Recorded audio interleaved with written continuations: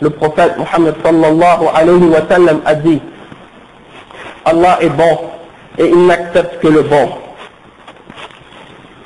Alors craignez Allah subhanahu wa ta'ala dans les moyens par lesquels vous gagnez votre risque, votre subsistance.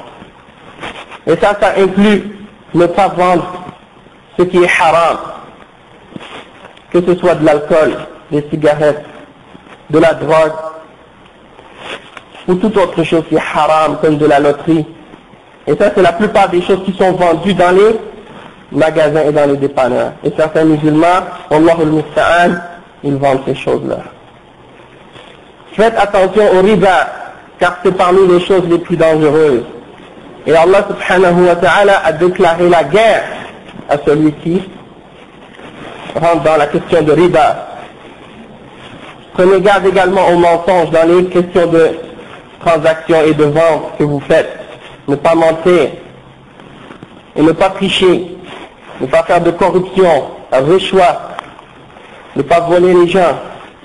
Tout ça, c'est des choses importantes. Comment vous gagnez votre risque. Et sachez qu'Allah subhanahu wa ta'ala a voulu qu'il y ait des riches et des pauvres dans la société. Et ça fait partie de sa sagesse. Allah subhanahu wa ta'ala, il dit: وَلَا تَتَمَنَّوْا مَا فَضَّلَ اللَّهُ بِهِ بَعْضَكُمْ عَلَى بَعْضٍ. Et n'enviez pas ce que Allah subhanahu wa ta'ala a donné à certains d'entre vous au-dessus d'autres.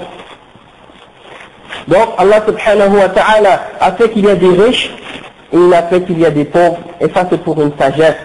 C'est pour voir le riche, est-ce qu'il va être reconnaissant, est-ce qu'il va être patient, est-ce qu'il va être reconnaissant pour tout ce que Allah subhanahu wa ta'ala lui a donné, ou bien est-ce qu'il va être avare, et est-ce qu'il va se penser comme s'il n'a pas besoin d'Allah subhanahu wa ta'ala dans ce que Allah subhanahu wa ta'ala lui a donné.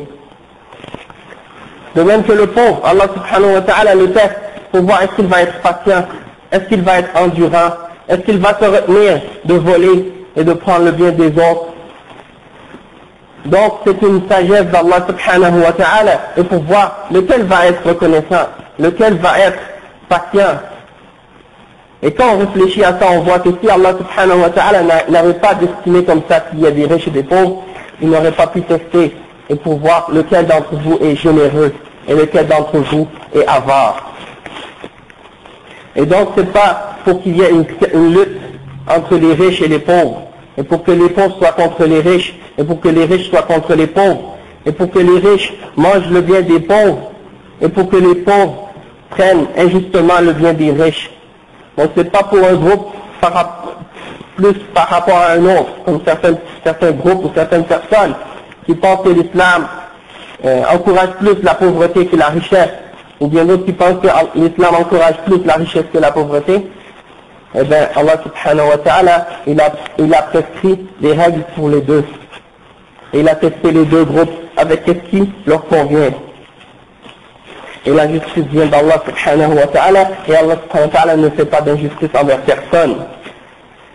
Et si on observe les causes des problèmes économiques qui existent dans la société, on réalise que ça vient toujours du problème qu'on fait des péchés, qu'on désobéit à Allah subhanahu wa ta'ala, soit parce qu'on utilise un riba et qu'on fait toutes sortes d'autres péchés de ce genre, et Allah subhanahu wa ta'ala nous punit par toutes sortes de misère, par toutes sortes de problèmes également, justement du fait qu'on commet ces péchés-là.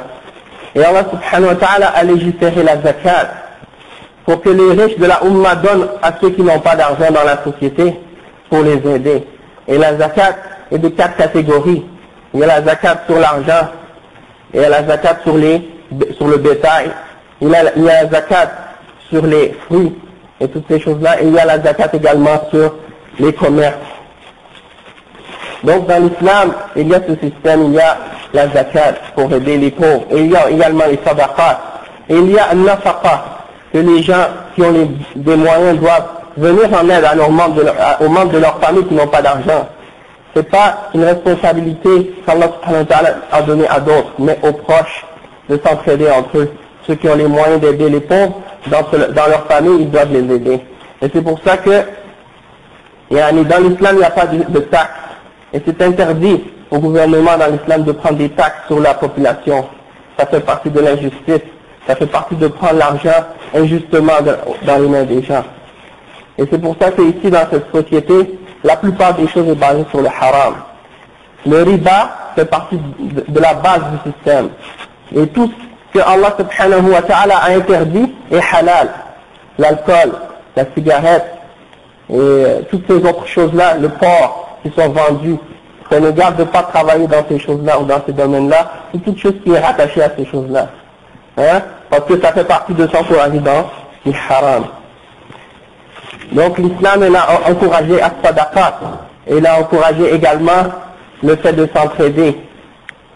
Et quand on réfléchit à ça, on réalise que, alhamdulillahi rabbil alamin, l'islam est basé sur la rahma. Tandis que les kuffars, eux, ils ont un système basé sur le zulm, qui prend l'argent des riches injustement et qui le distribue soi-disant aux gens dans la société comme par forme de bien-être social ou toute autre forme des choses de ce genre-là. Et les gens pensent que ça c'est une générosité de la part du gouvernement, alors que ce n'est même pas leur argent à eux. C'est l'argent des gens qu'ils prennent injustement et qu'ils distribuent d'une façon, pour faire croire aux gens qu'il y a une certaine justice dans la société. Donc, alhamdulillahi rabbil alamin, dans l'islam, c'est entre nous qu'on doit s'aider. Chacun d'entre nous, on a cette responsabilité de s'entraider entre nous. Et c'est pas la responsabilité de quelqu'un d'autre, des étrangers ou d'autres choses de ce genre, ou en prenant des taxes, injustement, des gens.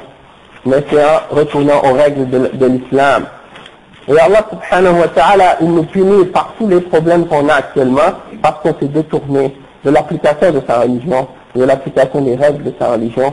Et si on veut que ces problèmes cessent, il faut retourner à Allah subhanahu wa ta'ala et se repentir et appliquer les règles. Et profiter des derniers jours qui restent du Ramadan pour faire du bien, pour réciter le Coran, pour faire le Qiyam al-Layl. Vous avez encore quelques jours et on ne sait pas si on va vivre jusqu'à l'année prochaine. Donc c'est un rappel.